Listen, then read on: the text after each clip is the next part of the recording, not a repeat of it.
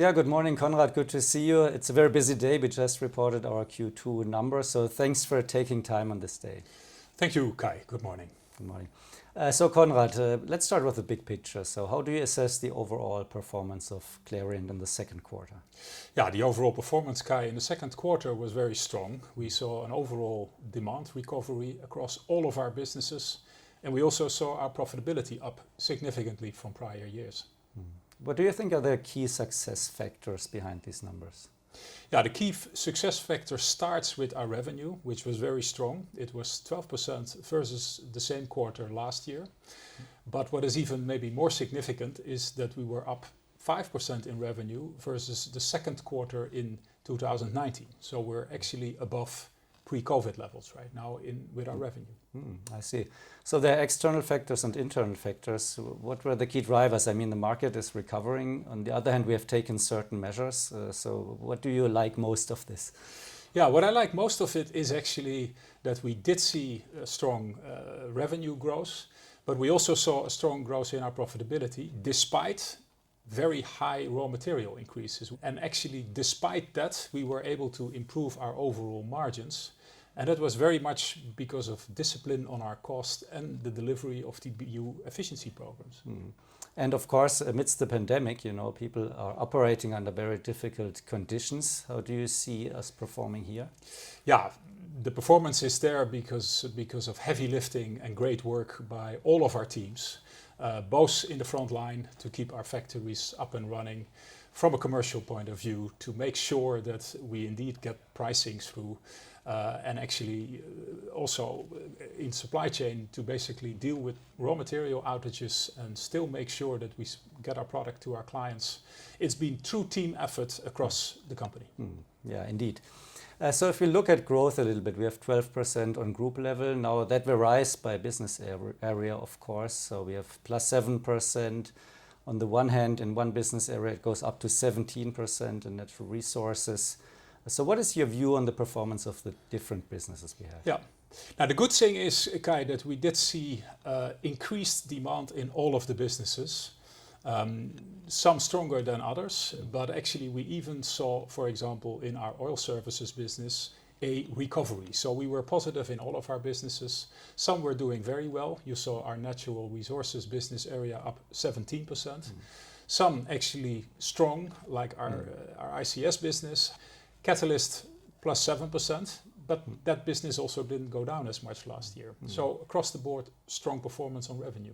I see. So in Q1, actually, we reported a really sharp decrease in our oil services businesses.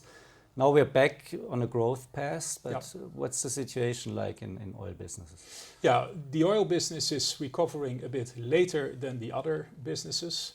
What we do expect is if and when lockdowns are over and transportation increases, that actually oil demand picks up further and we would see a continued recovery in our oil services business in the second half. Okay, so Conrad, if I may quote you, because recently we had a global management team meeting, and there you said there are three top priorities for the rest of the year. One is maintaining the growth momentum. Secondly, margin management, and to deliver on CapEx. Could you elaborate on these three, let's say, headlines a little bit more? Yeah, the first one, continue this strong growth momentum. This is a core priority. We're still dealing in an environment where there is lots of shortages on key raw materials, but also freight, logistics. There's a lack of container availability. So our first priority to keep our customers up and running and to really supply the strong demand that we're seeing across the businesses. Secondly, margins. We have delivered positive pricing of 5% across the board. That's still not fully covering the mid-single digit raw material increases. So we still need to continue our pricing activities. So profitable growth is the core priority. And finally, CapEx. As you say, it is a priority to deliver the large organic growth CapEx projects for the company. Most importantly, the startup of the bioethanol plant in Romania the end of the year. and the startup of the plant for cathephrine catalysts in China. And maybe beyond this year, growth opportunities. If we think about markets or specific businesses, where do you see the biggest opportunities for further growth? Yeah, we see opportunities in all three core businesses. Very much it will continue to be growth driven by innovation with sustainability as a core driver. But we also hope to see some more bolt-on acquisitions. You saw a nice example in the second quarter where we established a joint venture with India Glycols. Those are very nice additions to the portfolio, really focusing on strengthening our core segments. What does that tell us about sustainability? Is that also now really visible? You mentioned India Glycols, which is strongly driven by this demand. So is this a perfect example maybe for the new M&A approach? We definitely look at M&A from a sustainability lens. So we want to further upgrade the portfolio. And yes, sustainability is a core decision criteria in selecting targets. Maybe on another topic, Conrad, I have to ask you. We have a big shareholder named SABIC, and of course our employees and also our other shareholders are wondering, where do we stand here? So what's the relationship with the SABIC? Any news you can share with us?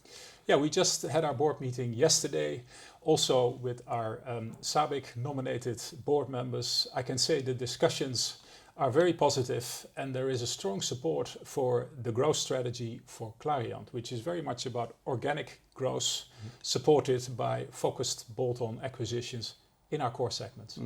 Okay, thank you. Maybe another topic that was certainly discussed with the board. So recently we announced the sale of our pigments business, so we are concluding the transformation. Now, some people are wondering, we're keeping a stake in the new company. On the other hand, we mentioned it's a mature business with limited growth opportunities. So why do we actually keep a 20% stake in the new company? Yeah, we keep a 20% stake in the new company, Kai, because we strongly believe in the further delivery of the improvement programs that had been initiated by our teams. So we very much like to benefit from the results of these improvement programs. There further is a significant synergy between the Heubach business and the Clariant pigment business. This actually will become a very strong number 2 player globally in pigments, and we very much would like to benefit from some of that upside.